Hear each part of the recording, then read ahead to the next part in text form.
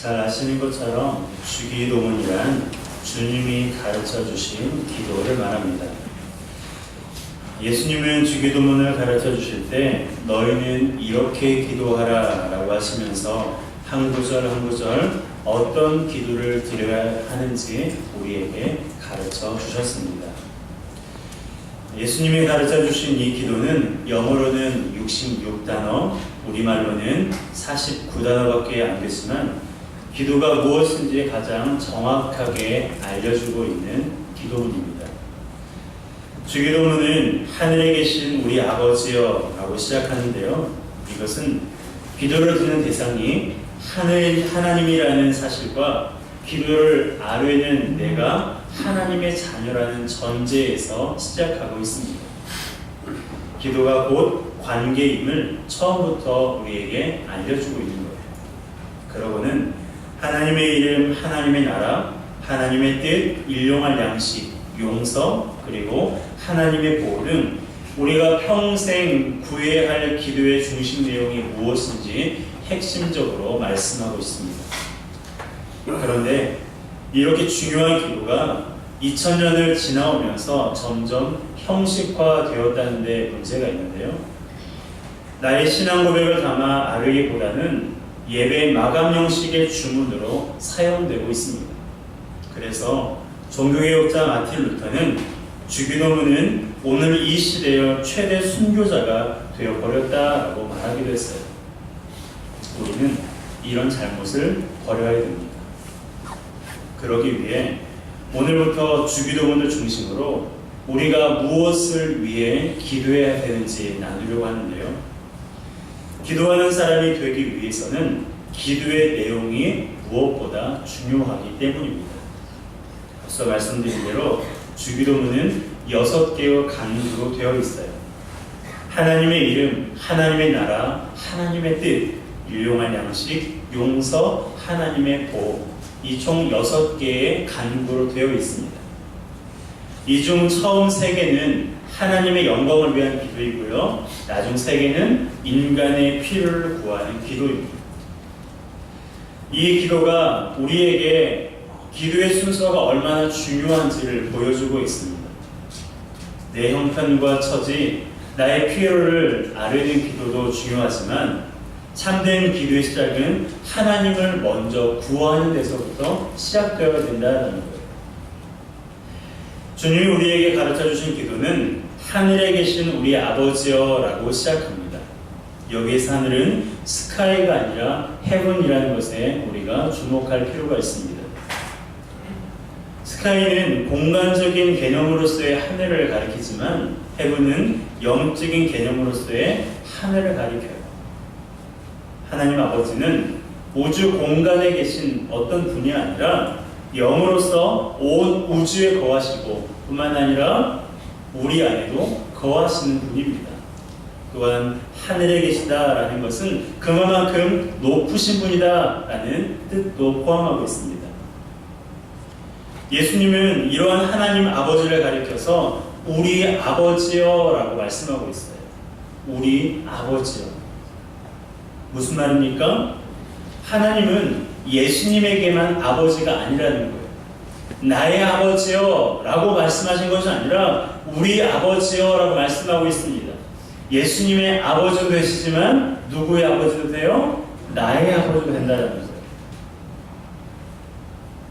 그분을 믿는 모든 자들에게 아버지가 되심을 예수님께서 지금 보여주고 계시는 것입니다. 그러므로 우리는 우리의 기도의 대상이 누구라는 것을 기억해야 돼요? 하나님 아버지. 아버지라는 사실을 우리가 기억해야 됩니다. 그 아버지는 전능하신 아버지고 흠이 조금도 없으시고 우리를 너무너무 사랑하시는 사랑의 하나님 아버지라는 사실입니다. 하늘에 계신 우리 아버지여 라고 기도하신 예수님께서 그 다음에는 이름이 거룩히 여김을 받으시오며 라고 말씀하고 있는데요. 9절 하반절 함께 읽겠습니다. 시작. 하늘에 계신 우리 아버지여 이름이 거룩히 여김을 받으시오며. 아멘. 성경을 보게 되면 하나님의 이름이 굉장히 많이 나옵니다. 현재 우리가 사용하고 있는 성경에는 여호와라는 단어가 7,000번 사용되고 있고요. 하나님이라는 단어는 4,000번 나오고 있습니다. 성경에 이렇게 하나님의 이름이 많이 나오는 이유가 뭘까요? 그것은 하나님의 하나님 되심을 계시하기 위해서예요. 계시란 보여주기 위해서, 나타낸다는 뜻이죠. 하나님의 하나님 되심을 보여주고 나타나기 위해서 이만큼 하나님의 이름이 많이 기록되고 있는 거예요. 더불어 하나님께서는 그 이름에 맞게 다양한 능력과 성품을 갖고 계십니다. 그래서 성경에도 여호와, 하나님, 여기에 하나님의 성품과 속성을 붙이기도 합니다. 여호와 이레, 여호와 라파, 여호와 니시, 혹은 에베네셀이라는 하나님을 포함하고 있는 여러 이름들이 소개되고 있습니다. 하나님은 당신의 많은 이름을 통해서 당신의 성품과 사역을 우리에게 보여주고 있는데요. 치료의 하나님, 준비하신 하나님, 승리의 하나님, 평화의 하나님 등 하나님의 여러 속성이 이름을 통해 계시되고 있습니다. 따라서 하나님의 이름이란 하나님의 존재 자체를 말하고요. 이름이 거룩히 여김을 받으시오며 라는 기도는 하나님께서 거룩히 여김을 받기를 원합니다 라는 기도입니다. 종교개혁자 칼빈은 이 기도를 하나님께서 마땅히 받으셔야 할 영광으로 해석했는데요. 즉 나를 포함한 모든 사람들이 하나님을 경외하고 예배하는 자들이 되어 하나님의 이름이 높임을 받으시기를 원한다는 뜻입니다. 그렇다면 어떻게 해야 하나님의 이름이 거룩히 여김을 받을 수 있을까요? 그것은 우리의 거룩한 삶을 통해서만 가능합니다. 하나님께서는 우리의 거룩한 삶을 통해 하나님의 이름이 높임받기를 원하세요. 우리를 구원하신 것이 그러한 이유 때문인데요. 레위기 11장 45절의 말씀을 함께 읽겠습니다. 시작. 나는 너희 하나님이 되려고 너희를 애굽 땅에서 인도하여 낸 여호와라. 내가 거룩하니 너희도 거룩할지어다. 아멘. 그렇습니다. 하나님께서 이스라엘을 애굽의 종살이에서 건져내신 이유가 뭐예요? 하나님께서 그들의 하나님이 되시기 위해서였어요. 하나님께서 그들의 하나님이 되시기 위해서 애굽에서 이스라엘 백성을 이끌어내신 것입니다. 그러므로 이스라엘 백성은 거룩하신 하나님과의 동행을 위해서 거룩한 삶을 살아야 돼요. 우리도 마찬가지입니다. 하나님께서 우리를 불러주시기 전까지는 우리는 죄의 종이었어요. 죄의 종로를 했습니다. 본질상 진노의 자녀였어요. 그런 우리를 하나님의 자녀를 삼아주시고 영원한 생명을 주셨습니다. 그저 이런 우리가 지금 살고 있는 이런 생명이 아니라 영원한 하나님 나라에서 살 수 있는 영원한 생명을 우리에게 주셨다라는 거예요. 이것을 믿는 것이 믿음이에요. 여러분 이 사실을 믿으십니까? 정말로 하나님께서 본질상 진노의 자녀였던 나를 당신의 자녀 삼아주시고 나에게 영원한 생명 주신 것을 진심으로 믿으십니까?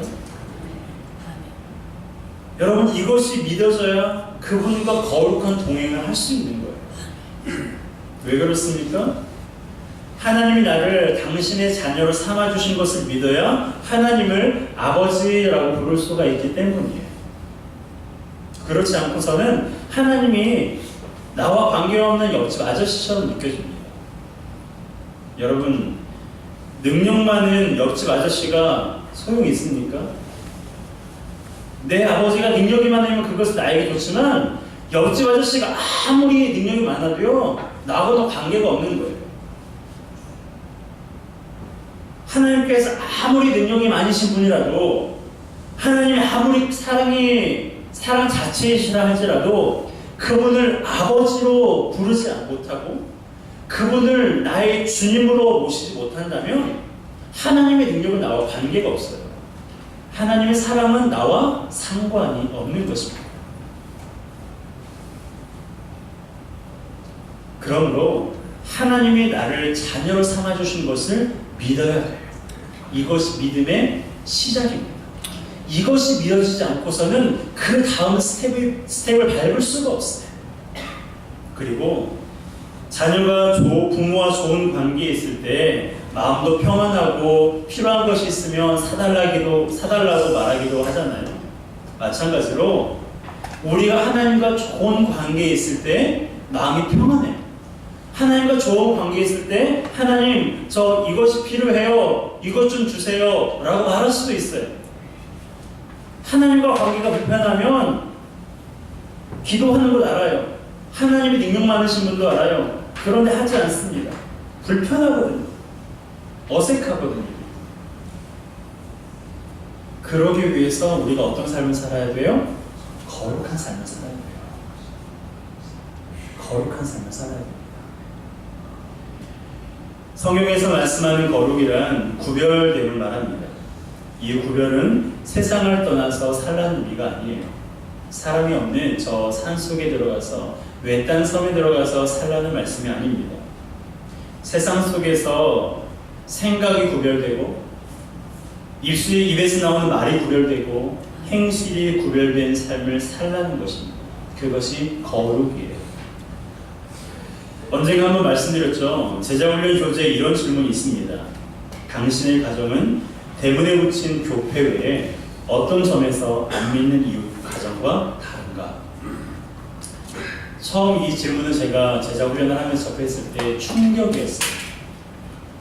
다른 게 없는 것 같았거든요. 여러분 진지하게 생각해 볼 문제입니다. 우리가 좀 달라 라고 말하기 전에 다른 게 뭔가? 대문에 붙인 교패 외에 회원교회 나는 그 교패 외에 내 옆집 가정과 내 가정이 도대체 뭐가 다른가? 여러분 진지하게 한번 생각해 봐요. 우리 개인도 마찬가지입니다.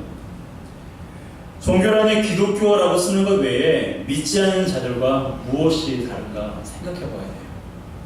더구나 요즘에는 종교를 표기하는 것도 사라지는 추세여서 자신이 예수 믿는 사람이라고 말하기 전까지는 사람들이 주변 사람들이 내가 교회 다니는 것을 모르기도 합니다.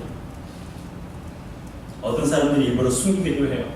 여러 이유가 있겠죠. 가장 큰 이유는 거룩한 삶을 살지 못하기 때문입니다. 거룩한 삶을 살 자신이 없기 때문이에요. 여러분, 거룩한 삶을 살 자신이 있는 사람이 있을까요? 여러분 중에 어떻습니까? 나는 거룩한 삶을 살 자신이 있다 라고 말씀하신 분은 손 한번 들어주시겠습니까? 나는 거룩한 삶을 살 자신이 있다. 여러분, 거룩한 삶을 살 자신이 있는 사람 한 사람도 없어요. 거룩한 삶을 살 자신이 있는 사람 한 사람도 없습니다. 이따 우리가 오후에 손영원 목사님에 관한 영화를 볼 텐데요. 여러분 그분의 삶 자체를 보게 되면 너무나 우리가 부끄럽고 온누리교회 이재훈 목사님은 너무 부끄럽다는 고백을 그분이 하셨어요. 저 또한 그런 고백을 할 것입니다. 그렇다면 손영원 목사님은 내가 거룩하게 살 자신이 있다라는 질문에 아멘 하는 손을 드셨을까요? 여러분, 하나님 앞에서 하나님 저는 거룩하게 살 자신이 있어요 라고 말할 수 있는 사람 한 사람도 없어요. 그래서 저는 진리의 말씀을 선포하는 것이 굉장히 부담이 됩니다. 여러분 중에는 목사니까 그렇게 살 수 있지, 그렇게 말할 수 있지 라고 생각할 수도 있을 거예요. 하지만 저도 그렇게 살지 못합니다. 다만 살려고 노력해요. 제가 선포한 말씀대로 살아가려고, 그래서 내가 섬기고 있는 성도들을 실족시키지 않기 위해서 그렇게 살아가는 노력하는 거예요. 하지만 저는 제 자신을 너무나 잘 알아요. 저는 그럴 수 없다는 것을 잘 알고 있습니다. 그래서 성령님께 도움을 요청하는 거예요. 그래서 매일 새벽마다 하나님 도와달라고 부르짖는 것입니다. 며칠 전에 제가 저와 아주 깊은 친분이 있는 어떤 분께 투덜거린 적이 한 번 있었어요. 물론 그분의 당사자 앞에서 한 건 아닙니다. 그분을 모시고 어디를 가야 할 일이 있어서 모시러 가는 중에 그분께 전화가 왔어요. 어디냐고. 그래서 신촌이에요 라고 말했습니다. 그리고 끊었어요. 그날따라 길이 좀 막혔는지 평소보다 목적지까지 가는 시간이 좀 오래 걸렸습니다. 그래서 그분에게 다시 전화가 왔어요. 아마 좀 급하게 갈 일이었거든요. 한 15분 정도 지났을 때 다시 전화가 와서 어디냐고 그렇게 물어보셨어요. 그래서 제가 이제 강화문까지 왔어요 라고 말했어요. 그랬더니 진짜 어디냐라고 물으시는 거예요. 순간 욱하는 마음 올라오더라고요. 정말로 강화문인데 제가 거짓말을 한다고 생각하는 게 마음이 좋지 않았습니다. 그래서 전화를 끊고 투덜거렸어요. 그런데 그분이 그렇게 생각했던 이유가 무엇일까요? 제가 평소에 거짓말을 했기 때문이죠. 그분께 싫은 소리를 듣기 싫어서 집에서 출발하면서 신촌에 있다고 거짓말을 하고 광화문에 있으면서 다른 곳에 있다고 그렇게 거짓말을 했기 때문입니다. 잘못은 저에게 있었습니다. 하나님께서 깨닫게 해주셨어요. 그래서 싫은 소리를 들을지언정 정직하게 말하기로 다짐했습니다. 물론 싫은 소리 듣지 않으려고 일찍 출발하는 것이 지혜인 줄 압니다. 노력해야죠. 여러분, 이런 제가 거룩한 자입니까? 저는 거룩하지 않아요. 그런 저에게 하나님께서는 정직하게 살라고 그분을 통해 말씀하신 거예요. 저는 이것을 아멘으로 받았고 성령님의 도우심을 구하며 지금도 정직하게 살기 위해 노력하고 기도하고 있습니다. 여러분, 자녀들이 완벽한 삶을 살아야 부모가 기쁩니까? 100점을 받아야만 부모가 행복한가요? 그렇지 않잖아요. 자녀들이 공부를 하려고 애쓰는 모습을 보면 기쁘지 않습니까? 강추위를 뚫고 직장에 출근하는 자녀를 보면 마음이 안쓰럽지만 한편으로는 열심히 살려고 노력하는 그 모습을 보면 행복하지 않나요? 억대 연봉을 받지 않아도 저렇게 열심히 직장에 출근하면서 살고 있는 그 자녀를 바라보면서 행복하지 않습니까? 행복했어요. 육신의 부모도 그러한데 하나님 아버지가 오죽하시겠습니까? 그분은 우리가 얼마나 불완전하고 얼마나 나약한 존재인지를 잘 알고 있어요. 그럼에도 우리에게 거룩하게 살 것을 말씀하고 있습니다. 아니, 거룩하게 살지도 못할 걸 아시면서 왜 우리에게 거룩하게 살라고 말씀하시나요? 내가 이렇게 부족한 사람인 줄 아시면서 왜 온전한 삶을 살라고 나에게 이렇게 말씀하십니까?